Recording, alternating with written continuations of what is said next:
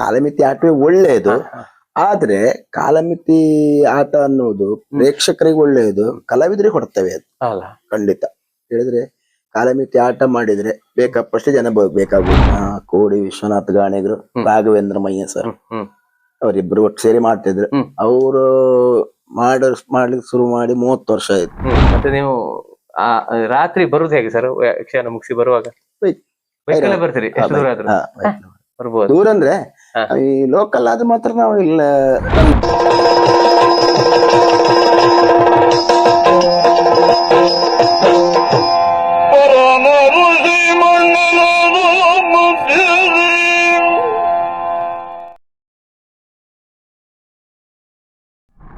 ಭಾರಿ ಕಷ್ಟ ಇತ್ತು, ಭಾರಿ ಕಷ್ಟ. ಒಂದೂರಿಂದ ಒಂದೂರಿಗೆ ಹೇಗೆ ಹೋಗ್ತೀರಿ ಸರ್?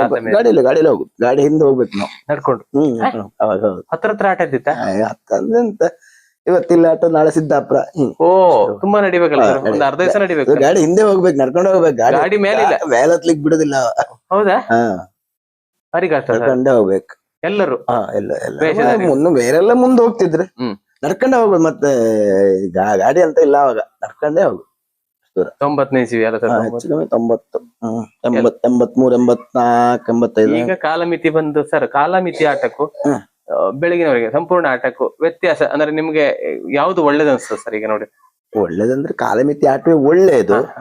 ಆದ್ರೆ ಕಾಲಮಿತಿ ಆಟ ಅನ್ನೋದು ಪ್ರೇಕ್ಷಕರಿಗೆ ಒಳ್ಳೆಯದು, ಕಲಾವಿದರಿಗೆ ಹೊಡ್ತವೆ ಅದು ಅಲ್ಲ ಖಂಡಿತ. ಹೇಳಿದ್ರೆ ಕಾಲಮಿತಿ ಆಟ ಮಾಡಿದ್ರೆ ಬೇಕಾಪಷ್ಟು ಜನ ಬೇಕಾಗುವುದು. ಈಗ ನಿತ್ಯವೇಷ ಇದ್ರು ಆಯ್ತು, ಇಲ್ಲದ್ರು ಆಯ್ತು, ಕನ್ನಡದಲ್ಲಿ ಇಲ್ಲ. ಆಮೇಲೆ ನೇರ ಕಥೆಯೇ ಆರಂಭ ಮಾಡ್ತಾರೆ. ನಿತ್ಯವೇಷ ಮಕ್ಕಳಿಲ್ದೆ ನಿತ್ಯವೇಷ ಒಡ್ಡೋಲಗ ಮಾಡದಿದ್ರೆ ಮತ್ತೆ ಕಲಿವಿಕೆಯಲ್ಲಿ ಬಂತು. ಅವ್ರಿಗೆ ಕಷ್ಟವೇ, ಕಲಾವಿದ್ರಿಗೆ ಕಷ್ಟ. ಈಗ ಮತ್ತೆ ಅವ್ರು ಹೇಗೆ ಅವ್ರು ಕಲಿಯುದು? ಎಲ್ಲರೂ ಬಿಸಿ ಇರ್ತಾರೆ, ಆಗುದಿಲ್ಲ, ಲಿಮಿಟ್ ಕಷ್ಟವೇ. ಕಲಾವಿದ್ರಿಗೆ ಕಷ್ಟವೇ, ಕಲಾಭಿಮಾನಿಗಳಿಗೆ ಒಳ್ಳೇದು, ಬೇಗ ಮುಗ್ದು 12 ಗಂಟೆ. ಬೆಳಗುವರೆಗೆ ಮತ್ತೆ ಕಲಾವಿದರಿಗೆ ಅಂದ್ರೆ ಬೆಳಗುವರೆಗೆ ಆಟ ಮಾಡಿದ್ರೆ ಸಾಮಾನ್ಯ 12 ಗಂಟೆ ಮೇಲೆ ಜನವೇ ಇರುದಿಲ್ಲ. ಕಾಲಮಿತಿ ಮಾಡಿದ್ರು ಅದೆಷ್ಟೇ ಅಲ್ಲ, ಮತ್ತೆ 12 ಗಂಟೆ ಮೇಲೆ ಒಂದೊಳೆ ಇರುದಿಲ್ಲ. 1:30 ಆಟ ಮಾಡ್ತೇವಲ್ಲ, 12 ಗಂಟೆ ಮೇಲೆ ಜನವೇ ಇರುದಿಲ್ಲ. ಇದು ಭಾರಿ ಕಷ್ಟವೇ. ಹಾಗೆ ಮಾಡಿದ್ರು ಕಷ್ಟವೇ, ಹಿಂಗ್ ಮಾಡಿದ್ರು ಕಷ್ಟವೇ. ಕಾಲಮಿತಿ ಒಳ್ಳೇದು. ಈ ರೀತಿ ಎಣಿಸುವಾಗ ಬೇಸರ ಆಗ್ತದೆ. ಈಗ ಯಾರಿದ್ದಾರೆ ಸರ್ ನಿಮ್ಮ ಕಮಲ ಶಿಲೆ ಮೇಳದಲ್ಲಿ? ಅಮೀನ್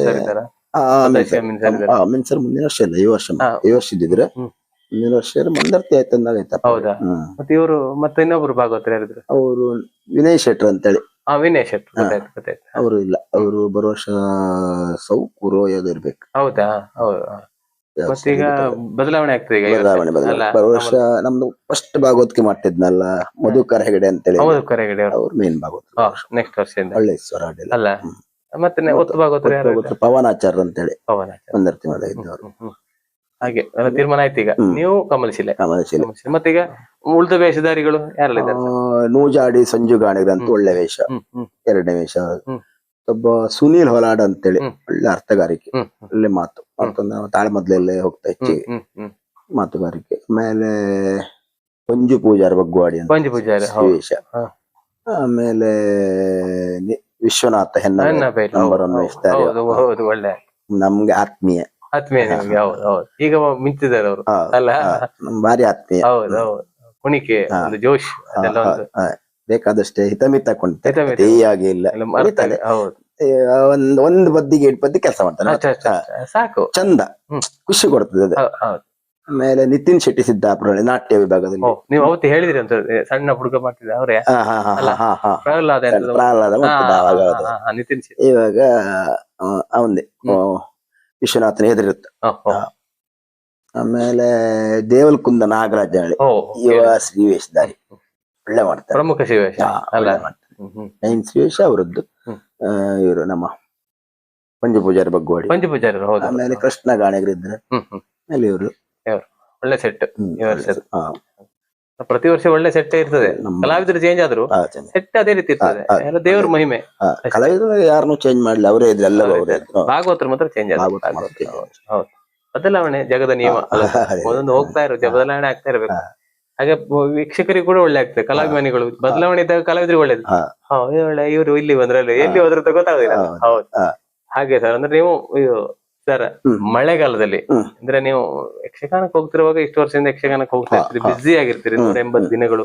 ಅದು ಮತ್ತೆ ಹೇಳ್ಲಿಕ್ಕಿಲ್ಲ ಅದ್ರ ಬಗ್ಗೆ. 180 210 ಆಟ ಆಗ್ತದೆ. 210 ಆಟ ಆಗುತ್ತಲ್ಲ, ಜಾಸ್ತಿ ಆಗುತ್ತಲ್ಲ. ನವೆಂಬರ್ 1 ಸ್ಟಾರ್ಟ್ ನಮ್ ಮೇಳ. ಬೇಗ ಸ್ಟಾರ್ಟ್, ಲೇಟ್ ಅಲ್ಲ ಮುಗಿಯೋದು. 7 ತಿಂಗಳು ಬರ್ತದೆ. ಹೌದೌದು, ಕರೆಕ್ಟ್ 7 ತಿಂಗಳು ಬರ್ತಿ ಆಗ್ತದೆ. 210 ಆಟ. ಆ ನಂತರ ನೀವು 5 ತಿಂಗಳು ಏನ್ ಮಾಡ್ತೀರಿ ಸರ್? ಹೇಗಿರ್ತೀರಿ? ಮಹಾಗಣಪತಿ ಪ್ರವಾಸಿ ಯಕ್ಷಗಾನ ಮಂಡಳಿ ಹಾಲಾಡಿ ರಿಸ್ಟಾರ್ಟ್. ಕೋಡಿ ವಿಶ್ವನಾಥ್ ಗಾಣಿಗರು, ರಾಘವೇಂದ್ರ ಮಯ್ಯ ಸರ್, ಅವರಿಬ್ರು ಒಟ್ಟು ಸೇರಿ ಮಾಡ್ತಿದ್ರು. ಅವರು ಮಾಡ್ಲಿಕ್ಕೆ ಶುರು ಮಾಡಿ 30 ವರ್ಷ ಆಯ್ತು.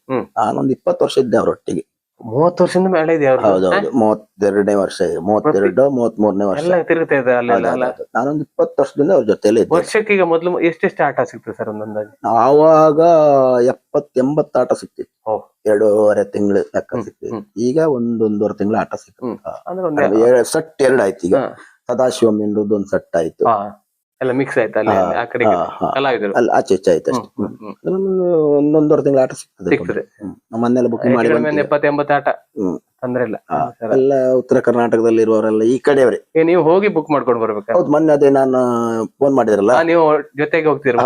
ಕಾರಲ್ಲಿ ಇದ್ದಿತ್ತು, ನಾವು 3 ಜನ ಬುಕ್ಕಿಂಗ್ ಹೋದದ್ದು. ಆ ಕಡೆ ಉತ್ತರ ಕರ್ನಾಟಕ ಎಲ್ಲ ಬುಕ್ಕಿಂಗ್ ಮಾಡ್ಕೊಂಡು ಬಂದ. ಈಗ ಯಾವ ತಾರೀಕಿನ? ಜುಲೈ 18ನೇ ತಾರೀಕಿಂದ ಹೊರಡು. ದಾವಣಗೆರೆಯಿಂದ ಆರಂಭ ಹಾಗೆ ಮುಂದುವರ್ಸು. ಲಾಸ್ಟ್ 25 ಆಗಸ್ಟ್ 25 ಏನೋ ಹರಪ್ಪನಹಳ್ಳಿ ಎಲ್ಲ ಬಂತು. ಬೆಂಗಳೂರಲ್ಲಿ ಆಟ. ಬೆಂಗಳೂರು ಇದೆ. ನೆಕ್ಸ್ಟ್ ಚೌತಿ ನವರಾತ್ರಿ ಮುಗಿಸಿ ಬೆಂಗಳೂರು. ಊರಿಗೆ ಬರ್ತೀರಿ? ಬೆಂಗಳೂರು. ಬೆಂಗಳೂರು ಅಕ್ಟೋಬರ್ 2ಕ್ಕೆ ರಾಮದುರ್ಗ, ಹಂಗೆ ದಾಂಡೇಲಿ, ಹಂಗೆ ಒಂದು 10 ಆಟ ಇತ್ತು. 2ನೇ ಸುತ್ತ ದಾಂಡೇಲಿ, ಆಮೇಲೆ ಹೈದರಾಬಾದ್ ಅಲ್ಲಿ 3 ಆಟ ಇತ್ತು. ನೀವು ಇಲ್ಲಿ ಜೊತೆಗೆ ಹೋಗುದು, ವ್ಯಾನ್ ಮಾಡ್ಕೊಂಡು ಹೋಗ್ತಾರೆ? ಬಸ್ ನಿಮ್ಮೊಟ್ಟಿಗೆ ಇರ್ತದೆ? ನಮ್ಮೊಟ್ಟಿಗೆ ಮುಗಿಯೋವರೆಗೆ. ಅಲ್ಲ ಸರ್, ಸಾಲಿಗ್ರಾಮದ ವ್ಯಾನ್ ಇತ್ತಲ್ಲ, ಸಾಲಿಗ್ರಾಮ ಮೇಳಕ್ಕೆ ಒಂದು ವ್ಯಾನ್ ಇಲ್ವಾ, ಕಲಾವಿದರನ್ನ ಕರ್ಕೊಂಡು ಹೋಗೋದು, ಅದೇ ವ್ಯಾನ್. ಅದೇ ವ್ಯಾನ್ ಅದವ್ರು ಕೊಡ್ತಾರೆ? ಅವ್ರು ನಮ್ಮ ಆ ವ್ಯಾನ್ ಸಾವುಕಾರ ನಮ್ಮ ಮೈರಿ ಬಾರಿ ಬೇಕಾದವ್ರು ದೋಸ್ತಿದ್ರು. ಹೇಗೆ ಸರ್ ತಂಡ? ಒಳ್ಳೆ ಇದೆಯಾ? ಒಳ್ಳೆ ತಂಡ. ಈ ವರ್ಷದ ಪ್ರಸಂಗ ಏನು ಸರ್? ಅದು ಹೊಸ ಪ್ರಸಂಗ ಏನು ಮಾಡಿ? ಹೊಸ ಪ್ರಸಂಗ ಮಹಾಕಾಳಿ. ಹೌದು, ಎಂತ ಮಹಾಕಾಳಿ? ಕಾರ್ತಿಕ್ ಪಾಂಡೇಶ್ವರ ವಿರಚಿತ. ಹೌದೌದು, ಹೊಸ್ತಲ್ಲ. ಕಾರ್ತಿಕ ಕಾಮಿಡಿ ಕಾರ್ತಿಕ, ಮತ್ತೆ ಇನ್ಯಾರು ಸರ್? ಮತ್ತೆ ಸತೀಶ್ ಹಾಲಾಡಿ ಅಂತೇಳಿ. ಸತೀಶ್ ಹಾಲಾಡಿ, ಹೌದು ಸತೀಶ್ ಹಾಲಾಡಿ. ಆಮೇಲೆ ಚಂದ್ರಾಸ್ ಗೌಡ, ಜಪ್ತಿ ಹರೀಶ, ಆಮೇಲೆ ಇವರು ನಮ್ಮ ಕೋಡಿ ವಿಶ್ವನಾಥ್ ಗಾಣಿಗರು, ಮಾಧವ ನಾಗೂರು, ಹಕ್ಲಾಡಿ ರವೀಂದ್ರ,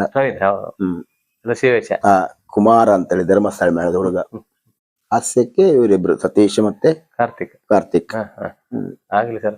ಬೈಕಾಡಿ ರಾಜೇಶ್ ಬೈಕಾಡಿ ಅವರು ಅತಿಥಿ ಕಲಾವಿದರಾಗಿ ಇವ್ರು ಬರ್ತಾರಂತಲ್ಲ, ಬೈಕಾಡಿ ಇಲ್ದಿದ್ರೆ ಪೇತ್ರಿ. ಮೊದ್ಲು ಪೇತ್ರಿ ಇದ್ದಿದ್ರೆ ನಮ್ಮೊಟ್ಟಿಗೆ. ಹಾಗೆ ಮಳೆಗಾಲದಲ್ಲೂ ಕೂಡ ಬ್ಯುಸಿಯಾಗಿ ಇರುವಂತೆ ಅಲ್ಲ ಸರ್? ನಿಮ್ಮದೊಂದು ತಂಡ ಇದೆ. ಆಗ್ಲಿ ಸರ್, ಇನ್ನು ಬಹಳಷ್ಟು ಯಕ್ಷಗಾನ ಸಿಗ್ಲಿ ನಿಮಗೂ ಕೂಡ. ಹಾಗೆ ಮಳೆಗಾಲದಲ್ಲೂ ಕೂಡ ಬ್ಯುಸಿ ಆಗಿರಿ. ಮತ್ತೆ ನೀವು ರಾತ್ರಿ ಬರುದು ಹೇಗೆ ಸರ್? ಯಕ್ಷಗಾನ ಮುಗಿಸಿ ಬರುವಾಗ ಬೈಕಲ್ಲೇ ಬರ್ತೀರಿ? ಎಷ್ಟು ದೂರ ಆದ್ರೂ ಬರ್ಬೋದು? ದೂರ ಅಂದ್ರೆ ಈ ಲೋಕಲ್ ಆದ್ರೆ ಮಾತ್ರ ನಾವು ಇಲ್ಲ ನನ್ ಬೈಕಲ್ಲಿ. ದೂರ ಆದ್ರೆ ನಾವು ಘಟ್ಟಕ್ಕೆ ಇಟ್ಟು ಅಲ್ಲಿ ಇಟ್ಟು ಹೋಗ್ತೀರಿ? ಎಲ್ಲ ಹೆನ್ನಬೆಲ್ಲ ಇಟ್ಟು ವಿಶ್ವನಾಥನ್ ಕಾರಲ್ಲಿ ಹೋಗ್ತೀವಿ. ನಾವು ಒಂದು 5 ಜನ ಒಟ್ಟಿಗೆ ಇರುದು. ಇಲ್ಲಿಂದ ಹೆಲ್ಲ ಮೇಲೆ ಎಷ್ಟು ದೂರ ಆಗುತ್ತೆ? ಒಂದು 10 ಕಿಲೋಮೀಟರ್ ಆಗುತ್ತೆ. 10 ಕಿಲೋಮೀಟರ್ ಅಷ್ಟೇ. ಮುಗಿಸಿ ಕಾರಲ್ಲೇ ಬರುದು. ನಾವೊಂದು ಒಟ್ಟು ಶೇರ್ ಮಾಡಿ ಕರ್ಕೊಂಡು ಒಟ್ಟಾಗಿ ಮತ್ತೆ ಬಿಡಾರಕ್ಕೆ ಹೋಗುದಿಲ್ಲ.